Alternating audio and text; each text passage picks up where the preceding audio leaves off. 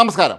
ഐക്യ കേരളം രൂപം കൊണ്ടതിന് ശേഷം കേരള നിയമസഭയിലെ പ്രതിപക്ഷ നേതാവായിരുന്ന ബഹുഭൂരിപക്ഷം പേരും ബഹുമിടുക്കന്മാർ തന്നെയായിരുന്നു എന്ന് അവർ സ്വയം തെളിയിച്ചിട്ടുണ്ട്.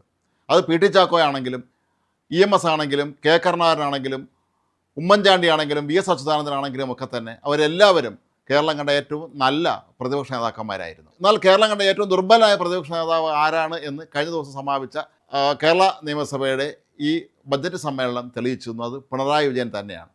നിയമസഭയിൽ പലപ്പോഴും ചോദ്യങ്ങൾ ഉയരുമ്പോൾ അദ്ദേഹത്തിന് കൃത്യമായ ഉത്തരം പോലും പറയാൻ കഴിയാത്ത വിധം തപ്പിത്തടയുന്നത് നമ്മൾ കണ്ടതാണ്. ഏറ്റവും ഒടുവിൽ സ്വന്തം പാർട്ടിക്കാരനെ KN ബാലഗോപാൽ തന്നെ ദേഷ്യത്തിൽ എണീറ്റ് നിന്ന് വല്ലതും പറയൂ എന്ന് പറഞ്ഞ് ആക്രോശിക്കുന്നത് നമ്മളെല്ലാവരും കണ്ടതുമാണ്. അപ്പോൾ നമുക്കൊരു കാര്യം ഉറപ്പാണ്, ഈ കേരള നിയമസഭയിൽ നിലവിൽ പ്രതിപക്ഷ നേതാവ് എന്നുള്ള നിലയിൽ പിണറായി വിജയന് ഒന്നും തന്നെ ചെയ്യാനില്ല. അദ്ദേഹത്തിന് ഒരു പരാജിതനെ പോലെ അവിടെ ഇരുന്ന് ഭരണകക്ഷിയിൽ നിന്നുള്ള ഓരോരുത്തരുടെയും വിമർശനങ്ങൾ ഏറ്റുവാങ്ങി അത് കേട്ടുകൊണ്ടിരിക്കാൻ മാത്രമാണ് യോഗം എന്നാണ്. ഇതിവിടെ പറയാനുള്ള കാരണം CPI ഇപ്പോൾ ഒരു ആവശ്യവുമായി കുറേ നാളുകളായി രംഗത്തെത്തിയിട്ടുണ്ട്. അവർക്ക് പ്രതിപക്ഷ ഉപനേതാവ് സ്ഥാനം വേണം എന്നാണ് അവരുടെ പ്രധാനപ്പെട്ട ആവശ്യം. മുൻ മന്ത്രി കൂടിയായ CPIയുടെ നിയമസഭാ കക്ഷി നേതാവ് K രാജൻ ഇന്നും അക്കാര്യം ഊന്നി പറഞ്ഞിട്ടുണ്ട്.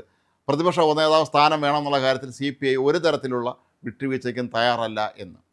പ്രതിപക്ഷ നേതാവിന് തന്നെ അവിടെ ഒന്നും ചെയ്യാൻ പറ്റാത്തൊരവസ്ഥയിൽ ഇനി എന്തിനാണ് പ്രതിപക്ഷ ഉപനേതാവ് എന്ന ചോദ്യമാണ് സ്വാഭാവികമായും എല്ലാവരും ഇപ്പോൾ ചോദിക്കുന്നത്. പ്രതിപക്ഷ ഉപനേതാവിന് പ്രതിപക്ഷ നേതാവിനെ പോലെ ക്യാബിനറ്റ് റാങ്കോ മറ്റു ആനുകൂല്യങ്ങളോ ഒന്നും തന്നെ ഇല്ല. അതൊരു ആലങ്കാരിക പദവി പോലെയാണ് നമ്മൾ പൊതുവെ കണക്കാക്കാറുള്ളത്. പ്രതിപക്ഷ നേതാവ് കഴിഞ്ഞാൽ അടുത്ത ഉപനേതാവ്, അദ്ദേഹത്തിൻ്റെ അഭാവത്തിൽ കൂടുതൽ കാര്യങ്ങൾ ചെയ്യേണ്ട ആളെന്നുള്ളത് മാത്രമാണ് സാധാരണഗതിയിൽ പ്രതിപക്ഷ ഉപനേതാവ് സ്ഥാനം കൊണ്ട് നമ്മൾ ഉദ്ദേശിക്കുന്നത്.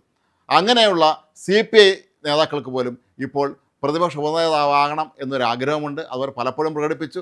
ഏതായാലും ഇടതുമുന്നണി യോഗം ചേർന്നിട്ട് ഒരുപാട് നാളുകളായി എന്നാണ് K രാജൻ തന്നെ പറയുന്നത്. ഒരുപക്ഷെ ഇടതുമുന്നണി യോഗം ചേരാനുള്ള തീയതി നീട്ടിക്കൊണ്ടു പോകുന്നതിൻ്റെ പിന്നിലെ പ്രധാന കാരണങ്ങളിലൊന്ന് തെരഞ്ഞെടുപ്പിലുണ്ടായ തിരിച്ചടിക്ക് CPM തന്നെ പ്രധാനമായും മറുപടി നൽകേണ്ടി വരും എന്നുള്ളത് കൊണ്ടും CPI മുന്നോട്ട് വെച്ച ഈ പ്രതിപക്ഷ ഉപനേതാവ് സ്ഥാനം തങ്ങൾക്കൂടെ വേണം എന്നുള്ള ആവശ്യം എങ്ങനെ അവഗണിക്കുക അല്ലെങ്കിൽ പരിഗണിക്കും എന്നുള്ള ആ ഒരു ആശയക്കുഴപ്പത്തിൽ CPM ഉൾപ്പെട്ടിട്ടുള്ളത് കൊണ്ടുമാണ് എന്നുമാണ് പറയപ്പെടുന്നത്. CPIയെ സംബന്ധിച്ചിടത്തോളം അവർക്കും ഒരു നല്ല കാലമുണ്ടായിരുന്നു. കേരളത്തിൽ കോൺഗ്രസിനോടൊപ്പം ചേർന്ന് നിന്ന് പ്രവർത്തിച്ചിരുന്ന ഒരു കാലം. CPIയുടെ നേതാക്കന്മാരായ C അച്യുതമേനോനും PK വാസുദേവൻ നായർക്കും മുഖ്യമന്ത്രിയാകാനുള്ള അവസരമാണ് കോൺഗ്രസ് അന്ന് നൽകിയിരുന്നത്. രണ്ടുപേരും കേരളം കണ്ട മികച്ച ഭരണാധികാരികളാണെന്ന് സ്വയം തെളിയിക്കുകയും ചെയ്തിട്ടുണ്ട്. അച്യുതമേനോനെ പോലെയുള്ള ഒരു ദീർഘവീക്ഷണമുള്ള മുഖ്യമന്ത്രി കേരളത്തിൽ നടപ്പിലാക്കിയ ഒട്ടേറെ പരിഷ്കാരങ്ങൾ ഇന്നും കേരളീയർ നന്ദിയോടുകൂടി തന്നെയാണ് ഓർക്കാറുള്ളത്. അങ്ങനെയുള്ള CPIക്കാണ് ഇപ്പോൾ ഈ ഒരു ദുര്യോഗം സംഭവിച്ചിട്ടുള്ളത്. CPMനോടൊപ്പം ഇടതുപക്ഷ ഐക്യത്തിന് വേണ്ടി 1980 79 അവസാനത്തോടുകൂടി ഒരുമിച്ച് ചേരുകയും അങ്ങനെ അവരെല്ലാവരും കോൺഗ്രസ് വിട്ട് ഇടതുമുന്നണി ചേർന്ന് ഇടതുപക്ഷ ജനാധിപത്യ മുന്നണിയെ പ്രവർത്തിക്കാൻ തുടങ്ങിയതിനും ശേഷമാണ് ഈ CPI എന്ന പ്രസ്ഥാനത്തിന് കഷ്ടകാലം കേരളത്തിൽ ആരംഭിക്കുന്നത്.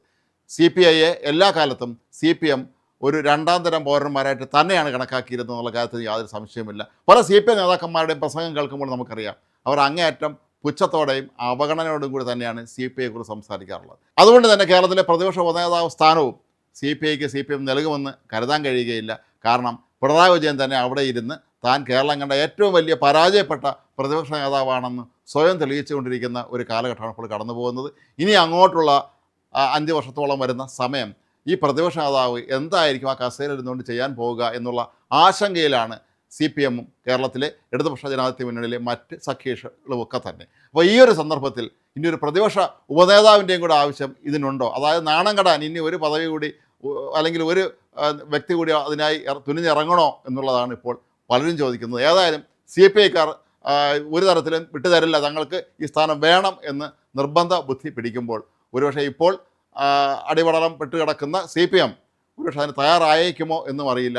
ഏതായാലും ഭരണപക്ഷത്തെ അതിശക്തമായൊരു നിരയുണ്ട്. ചെറുപ്പക്കാരുൾപ്പെട്ട ബഹുമിടുക്കന്മാരായ വലിയ തോതിലുള്ള ഒരു നേതൃനിര അവിടെ ഉണ്ട് എന്നുള്ളത് കൊണ്ട് തന്നെ ഈ പ്രതിപക്ഷത്തിന് കാര്യമായി ഒന്നും തന്നെ ചെയ്യാൻ കഴിയുകയില്ല എന്ന് ഈ ബജറ്റ് സമ്മേളനം തന്നെ തെളിയിച്ചതാണ്. എങ്കിലും CPIക്കാർ ഇപ്പോഴും തങ്ങളുടെ പോരാട്ടം തുടരുകയാണ്. തങ്ങൾക്ക് ലഭിക്കേണ്ടിയിരുന്ന പ്രതിപക്ഷ ഉപനേതാവ് സ്ഥാനം എന്തു വന്നാലും അത് നേടിയെടുക്കും എന്നുള്ള ഒരു ആത്മവിശ്വാസത്തോടു കൂടി.